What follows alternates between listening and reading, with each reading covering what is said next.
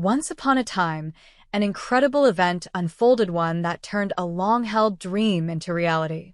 My sister-in-law, Kayla, and I found ourselves the recipients of an astonishing gift. A jaw-dropping sum of around $750 million and control of our very own company. The excitement and disbelief we felt were beyond description. As we celebrated, the news of this unexpected windfall quickly spread among our colleagues. Kayla, bursting with excitement, became the center of attention with her infectious enthusiasm. Rumors began swirling around the office, with whispers attributing our sudden fortune to the generosity of our father. In her pride, Kayla made it clear that she preferred to keep things subtle, confidently stating, "I don't make a big fuss." However, the situation became even more interesting when my husband was also granted ownership of the company along with an additional $7 million. This revelation brought both surprise and amusement. One of the workers couldn't help but laugh, leaving my older brother and his confused wife completely speechless. Meanwhile, my brother was deeply engrossed in reading a legal document, looking pale and uneasy. His wife's reaction to the contents of the paper was quite dramatic. She let out a scream. "I'm Isabella, a 34-year-old who has been deeply involved in my father's business for as long as I can remember. Growing up, I watched my father build this company from the ground up, understanding all the hardships that came with it, especially during its early years when it was still small. Even though my parents had hoped I would go to college and carve out my own career path, my heart was always set on helping out in the family business. After graduating from high school, I decided to join the company, much to my parents' initial disappointment. However, I knew it was the right choice for me. Thomas, a seasoned and experienced employee who had been with my father for years, took me under his wing. He didn't treat me like the boss's daughter, but as an equal. He taught me valuable lessons about the business and helped me gain the skills I needed to contribute meaningfully.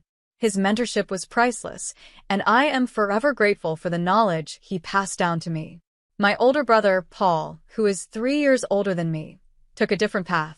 He went to college, studying business management with the clear intention of taking over the company one day. He had always dreamed of being the future leader. His friends admired him, assuming he was destined for an easy life as the next boss of the family business. Sometimes, they would question him about whether there would be any rivalry between him and me, given our roles in the company. However, Paul always reassured them, saying I wasn't interested in wealth or luxury, and that I preferred to work quietly in the background. Paul was married to Kayla, a woman who loved the finer things in life. He indulged her desires, buying into the idea that living extravagantly would somehow boost his chances of becoming the boss. However, whenever Kayla and I met at family gatherings, she would often make sly comments, mocking me for not fitting the image of a typical boss's daughter. She seemed to take pleasure in pointing out how different I was from her lavish lifestyle, while I remained content with my simpler, quieter life. I firmly stated that material things didn't define my happiness. However, Kayla couldn't understand my perspective and pitted me, thinking I lacked the wisdom to manage wealth properly. My brother quickly joined in, agreeing with her point of view. He acknowledged that I was still learning the ropes in the company, and while I admitted I didn't have all the answers, my brother wasn't kind about it. He criticized me for not being confident enough, stressing that in business, projecting authority was essential to earn respect from others. Despite their criticism, I stood my ground. I calmly pointed out that in our family, only my father and I held real positions of authority within the company. My brother and Kayla's opinions didn't bother me too much because my mother stepped in to reassure me. She reminded me that I was making a positive difference in the company, and my father agreed, though my brother and Kayla were unmoved. They clearly didn't share our perspective and ended up distancing themselves from us for over a month. It was obvious that they were upset by our differences in opinion. During that difficult time, I reflected on the situation and told my parents, Paul and Kayla can say whatever they want. It didn't affect me much, especially as they continued living their extravagant lifestyle. They would dine at the fanciest restaurants and take lavish vacations, doing their best to maintain the illusion that Paul was the rightful heir and future president of the company. While they were busy with that, my father remained focused on expanding the business, pouring all his energy into making it grow. Then one evening, everything changed. My father started complaining about severe chest pain. Worried, I immediately urged him to rest and promised to call an ambulance. As he struggled, he pointed toward a drawer and whispered, "There's a letter for you in there. If anything happens to me, read it. The rest is for the lawyers." Tragically, before the ambulance could even arrive, my father lost consciousness and never woke up again. He passed away, leaving us devastated. At the time of his passing, my brother and Kayla were on yet another vacation. They didn't rush home immediately. They returned a couple of days later as though their delay didn't matter. At the funeral, my brother casually said, "We're relieved we made it back in time. Who would have thought Dad would pass away while we were on vacation?" His lack of concern stunned me. It was as if he didn't realize that my mother and I had been left to handle everything by ourselves while he and Kayla enjoyed their trip. Later, when I had a moment alone with him, I asked quietly, "Did you have a chance to come home earlier?" Without any hint of remorse, he replied, "I couldn't. Our flight was already booked." His attitude was cold and dismissive, showing no regret for not being there when our family needed him the most. Soon after, my brother addressed the employees of the company. Standing proudly, he declared, "Thank you all for your help. From now on, you can trust me to take over my father's position in a good way." Kayla chimed in, praising his dignity and expecting everyone to admire him.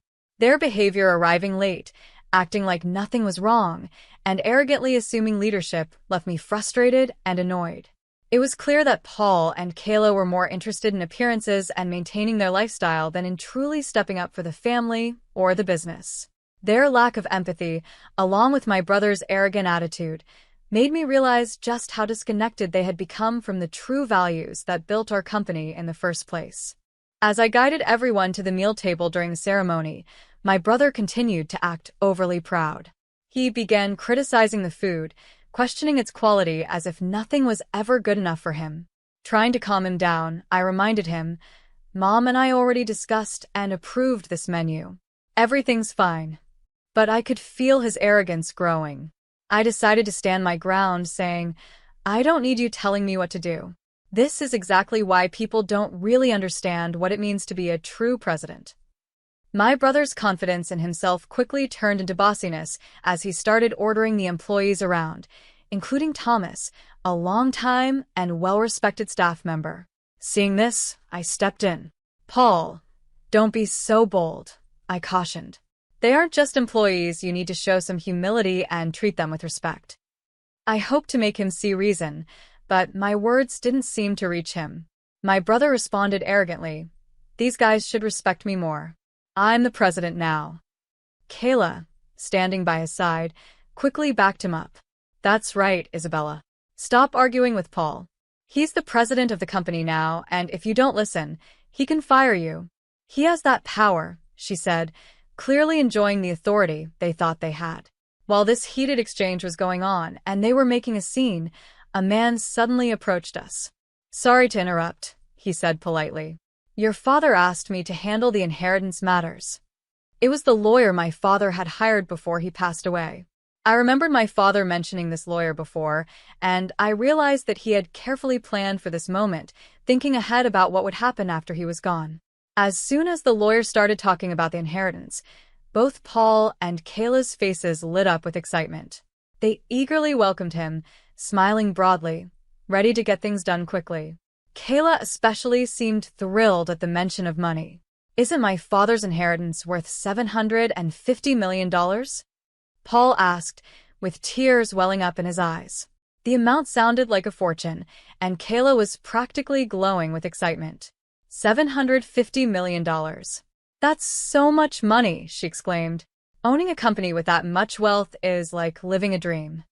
The employees who overheard this began whispering amongst themselves, clearly intrigued by the amount.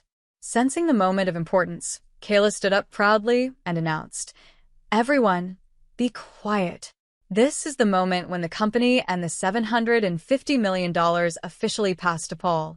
But just as she finished her proud declaration, one of the employees couldn't help but laugh. There was an awkward pause as my brother grabbed hold of the will and started reading it out loud, eager to confirm his new wealth. But as he read further, his expression changed. His face, once filled with pride, now turned pale with shock. Kayla, standing beside him, was confused as she watched his reaction. It didn't take long for the truth to hit him. According to the will, the entire company, everything my father had worked so hard for, was to be passed down to the oldest daughter. Me, Isabella. My brother stared at the paper in disbelief. He was silent at first, but then he began shouting, "This can't be true. This has to be a mistake." In a calm, serious tone, the lawyer stepped in, saying, "This is a legally valid will. There is no mistake." My brother's voice grew tight and strained as he tried to process the shocking reality that everything had gone to me, not him. "I don't care about this," my brother shouted, his frustration clear. "How can Isabella be the president instead of me? Maybe Dad was just getting old and confused." The lawyer, trying to stay neutral, added, "It's possible your father's judgment wasn't entirely clear. A will made by someone who isn't thinking straight might not hold up in court." Hearing this made my heart ache. I couldn't stay silent anymore. I couldn't let my brother and Kayla insult our father, a man who had always been fair and thoughtful. Even though they were family, I couldn't allow them to tear down his good name like this. The idea of my brother becoming president seemed completely unthinkable to me. He had never shown the dedication or commitment required to lead the company. My words seemed to enrage him even more. "What are you saying? Are you implying I'm not good enough to be president?" he demanded, his voice rising. Without hesitation, I replied, "You're right. How can you lead a company when you've never really contributed to it? You haven't put in the effort. You don't understand what it takes." "Don't be ridiculous," my brother shot back angrily. "Kayla and I even built a huge house fit for president. We went to great lengths to make me look like the future leader." I couldn't help but respond. "By building a mansion? By spending money on fancy restaurants? That's not how you lead, and it certainly doesn't help the company's image. Sure, money is important, but it's not everything. And let's not forget Dad paid for most of that house and your extravagant lifestyle." Paul's face flushed with anger. "How would you know all that?" I explained. "Before he passed away, Dad left me a letter. In that letter, he outlined everything, how much he had spent on you and Kayla, and that it would count as your gift during his lifetime. So, according to the will, your share of the inheritance is practically nothing." Kayla's eyes widened with shock as she realized what this meant. "Wait a minute, are you saying that the $750 million inheritance has already been spent? That doesn't seem fair if we're getting so little from it." One of the employees, the same one who had laughed earlier, decided to step in at this moment. "Excuse me," he said to Kayla, "but the $750 million you're talking about isn't personal money. It came from the company's funds, and I think all of us employees are well aware of that." Kayla looked even more confused. "So, can money from the company be inherited?" she asked, sounding a bit panicked. I looked at her directly and answered, "No, it can't. Company money is meant to keep the business running, not for family members to inherit. Your share of the inheritance is minimal because most of the money you've been enjoying came from the company's accounts, not personal wealth." Kayla's face fell as the realization sank in. "That's really disappointing," she said quietly, clearly upset by the revelation. I was just as shocked by the inheritance as everyone else. $750 million, it was a staggering amount. As the reality of it sank in, my brother suddenly stood up, as if a new thought had struck him, and he shouted at the employees, "Do you really want someone as plain as Isabella to be your president? I'm the one who's more qualified. I have the same kind of charisma that our father had." But to his surprise, none of the employees agreed with him. Thomas, a longtime staff member who had known my father for years, stepped forward and calmly responded to my brother. "Your father was indeed a charismatic man who built this company from the ground up, but you and he are not the same. What you're showing isn't charisma, it's arrogance." My brother's face flushed with anger as Thomas's words hit him hard. "How can you say that? I'm just as much a part of this company as Isabella, Paul protested. But Thomas, remaining composed, pointed out, Paul, you might be part of the company, but we rarely ever see you actually working here. You don't spend time understanding how things work. Frustrated, my brother shot back, that's because I don't have time for the regular work. I'm busy networking and making connections with important people. I don't have time for tasks that anyone can do. Thomas shook his head and continued, networking isn't everything. Isabella works diligently every day, handling her responsibilities and making sure she understands the business inside and out. She does it all quietly behind the scenes, just like your father used to. I see the same dedication and sincerity in Isabella that I saw in your father. That's why I believe she is the right person for the job. His words struck a chord with everyone present. The employees began nodding in agreement, clearly touched by Thomas's honest assessment. Feeling supported and moved by their trust in me, I spoke up. Thank you all so much. Honestly, I'm just as surprised as anyone by this sudden news. But having seen my father's hard work and dedication over the years, I care about this company just as much as he did and just as much as all of you do. I'll need your continued help to keep it going strong. The room erupted in warm applause, and I bowed deeply, grateful for their support. With newfound confidence, I added firmly, every one of you here is an important part of this company. You've all contributed to its success, and anyone who ignores your efforts is not fit to be an employee, let alone the president. And yes, even the president can be fired if they're not doing their job. My brother's face turned red with frustration. What are you even saying? I'm your brother, he shouted, clearly irritated by my words. I looked at him steadily and replied, I mean exactly what I said. You even mentioned earlier that if you became president, you might fire me. Paul was furious. How can you say this? I'm family, he exclaimed, unable to believe what was happening. But I stayed firm. Family or not, I can't keep someone on the payroll if they're not doing their job. That includes you. This is ridiculous, my brother yelled, looking around the room in desperation, hoping for someone to back him up. But the employees, who had once been loyal to our father, simply stared back at him with cold, unsupportive expressions. It was clear he had no allies left. Realizing he was alone, my brother and Kayla left the room, their heads hanging low. After that day, Paul lost his position at the company. He had to rely on the small inheritance he received, but it wasn't long before the money ran out. Soon, he came to me, asking for a loan to help him get by. Disappointed by his lack of effort and unwillingness to change even after losing his job, I knew that continuing to support him wasn't the answer. Paul had never taken the opportunity to prove himself, and now, despite everything, he still refused to take responsibility for his own actions. I firmly told my mother that we shouldn't give Paul any more money.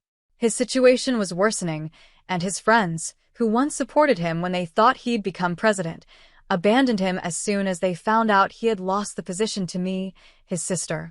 Kayla, who had once proudly thought of herself as the wife of the future company president, suddenly found herself in a difficult situation too. In an effort to stay afloat, Paul and Kayla made the tough decision to sell their large mansion. The money from the sale helped them sustain their extravagant lifestyle for a while, but without any steady income, their savings quickly ran out. As time passed, they found themselves with nothing left to sell and no way to cover their living expenses. When they tried to find work, they struggled because neither of them had the necessary experience. Paul eventually managed to secure a part-time job at a convenience store, a position far beneath what he was used to. It was a hard adjustment, and he often faced criticism from younger employees who had more experience in that type of work than he did. For someone who once believed he was destined to lead a company, it was a humbling and challenging experience. Kayla's life also changed drastically. She could no longer stay at home as a full-time housewife. With no other option, she joined a group of part-time housewives and took a job as a cashier at a local supermarket. She worked long hours from morning until night, earning a modest salary each month far less than the life of luxury she had once enjoyed. Meanwhile, I focused on the lessons I had learned while working quietly behind the scenes at the company. I applied those lessons to help the business grow and thrive. With Thomas's help and the support of the other employees, we worked together and led the company towards steady growth. Ironically, my brother's downfall seemed to bring the employees closer together, strengthening the unity within the company. I made a promise to myself and to my mother that we would continue to expand the business. Our shared goal was not only to keep the company successful, but also to bring joy and honor to my father, who is no longer with us. We wanted to make him proud, knowing that everything we did was building on the legacy he had worked so hard to create. Though Paul's life had taken a difficult turn, and he and Kayla struggled to adapt to their new reality, I remained focused on the future. With my mother by my side and the support of our loyal employees, I was determined to lead the company toward even greater success, honoring my father's memory every step of the way.